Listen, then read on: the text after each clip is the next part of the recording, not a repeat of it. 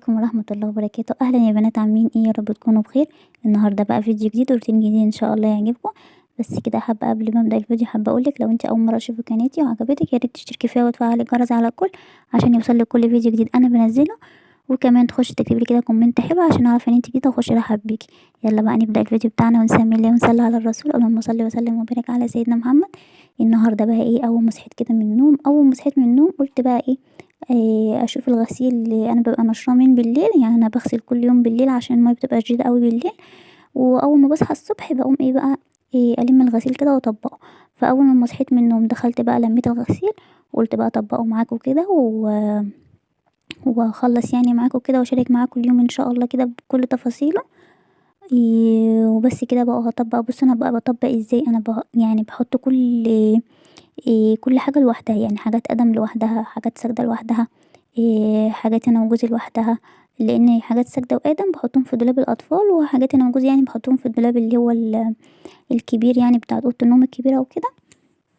وبس كده بقى، وابدا بقى اطبق كل حاجه احطها لوحدها. وكمان ال الحاجات اللي هي عايزه شماعه، يعني اللي هي مش بتطبق كده بسيبها على جنب وفي الاخر بحطها في شماعه كده بقى وابدا ارصها. بس كده.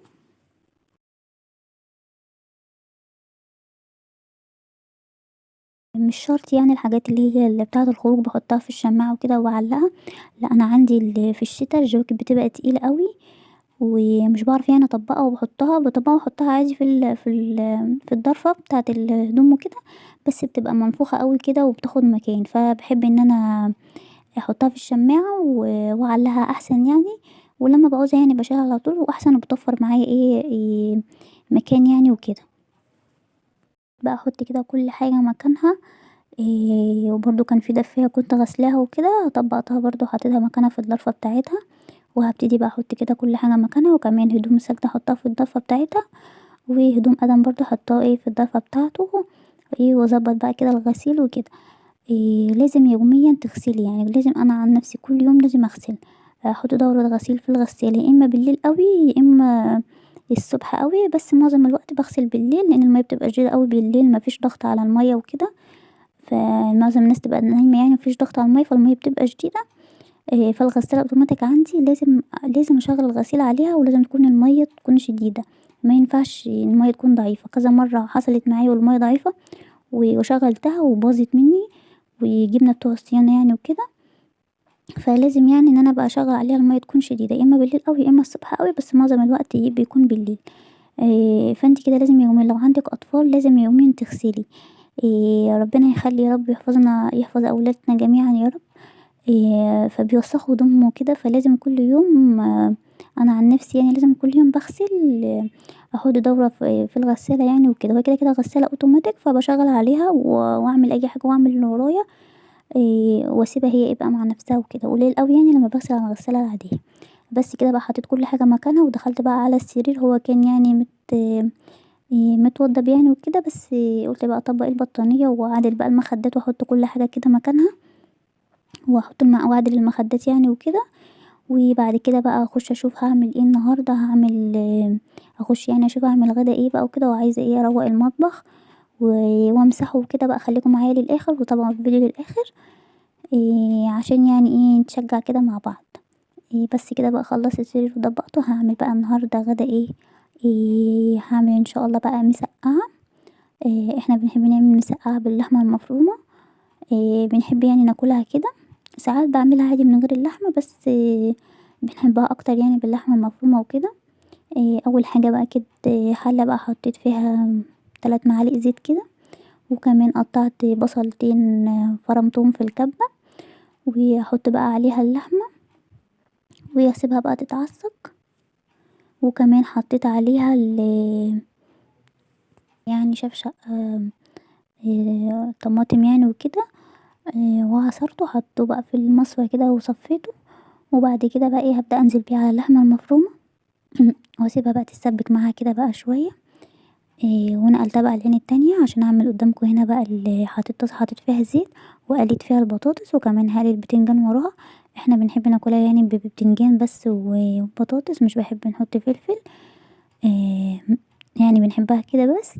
وهابدأ بقى اقلي البتنجان كده واخلص كل البطاطس والبتنجان بتوعي، وخلاص بقى على كده. وبعد كده بقى هانزل بيهم يعني احطها في الصينية اللي انا هعمل فيها المسقعة، وهانزل بقى بيهم اللحمة المفرومة والطماطم اللي انا كنت عاملاها هانزلها بيها عليهم، واحطها بقى في الفرن اسيبها مع نفسها لحد بقى ما تتسبك بقى مع بعض وكده، وبعدين احطها تحت الشواية اديها وش وبس كده بقى. وبعد كده بقى احط جنبها مخلل، كان عندي بقى مخلل لفت وكده. وبقى ده كان الغدا بتاعنا النهارده. وخلاص بقى على كده، وهبدأ بقى اخش اغسل المواعين.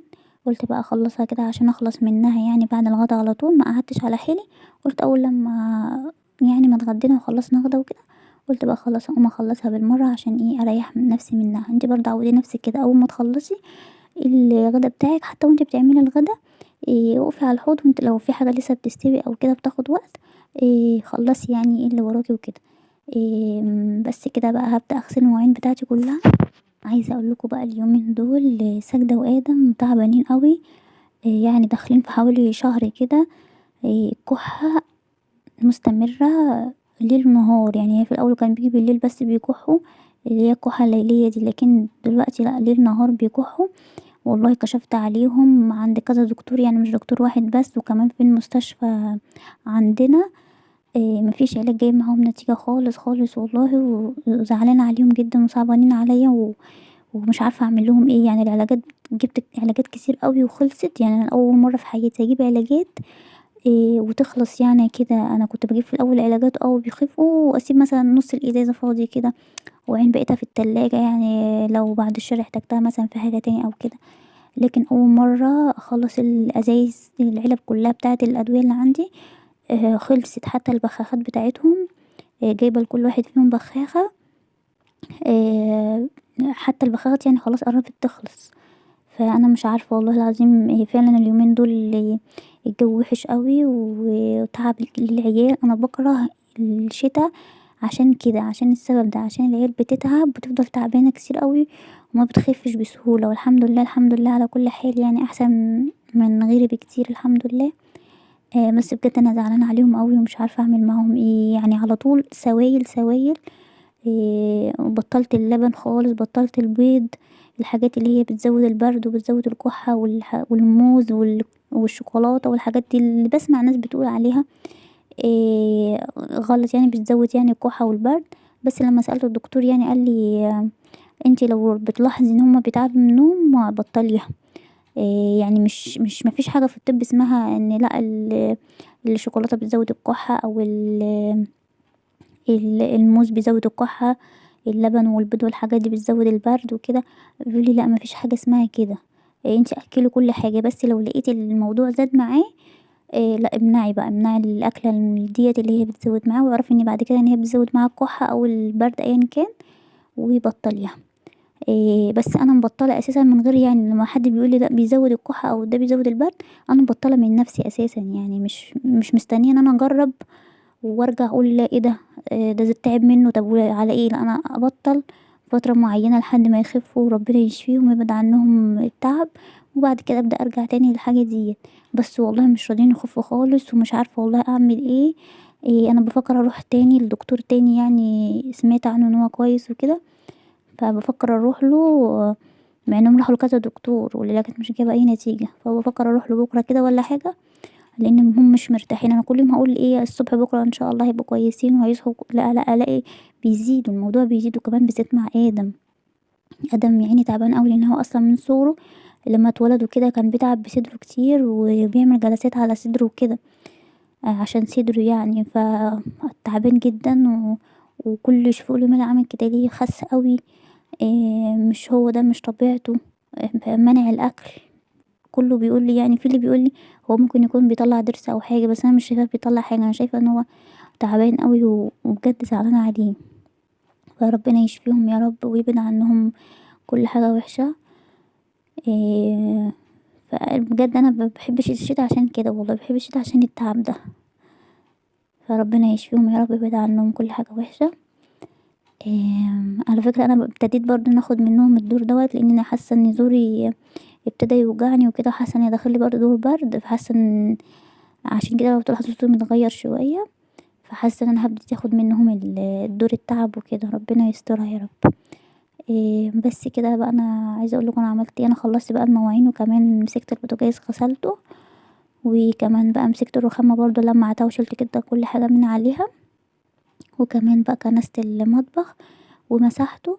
انا شلت بقى السجادة بتاعة المطبخ زي ما انتوا شفتوها كده كانت متوسخة خالص، وانا بصراحة عايزة اغسلها، فطبعا مش عارفة اغسلها واحطها وتنشف في نفس اليوم. لو كان في الصيف كان عادي يعني كنت هسيب الارض كده عريانة ولحد ما تنشف واحطها، لكن طبعا الشتا زي ما انتوا عارفين بقى والارض بتبقى ساقعة، فقلت لا انا هفرش الحفظ ديت عقبال ما اغسلها وتنشف وابقى اشيلها يعني مؤقتا يعني وكده. عشان طبعا زي ما انتوا عارفين ولادي بيخشوا معايا المطبخ وبيقعدوا يلعبوا في المطبخ وكده، فكفايه يعني هم اصلا تعبانين اساسا. بس كده بقى خلصت المطبخ وفرشت بقى الحفظ، فرشت المشايات وكده. خلاص بقى الفيديو بتاع النهارده خلص، يا رب يكون عجبكم، وان شاء الله استنوني في فيديو جديد. مع السلامه.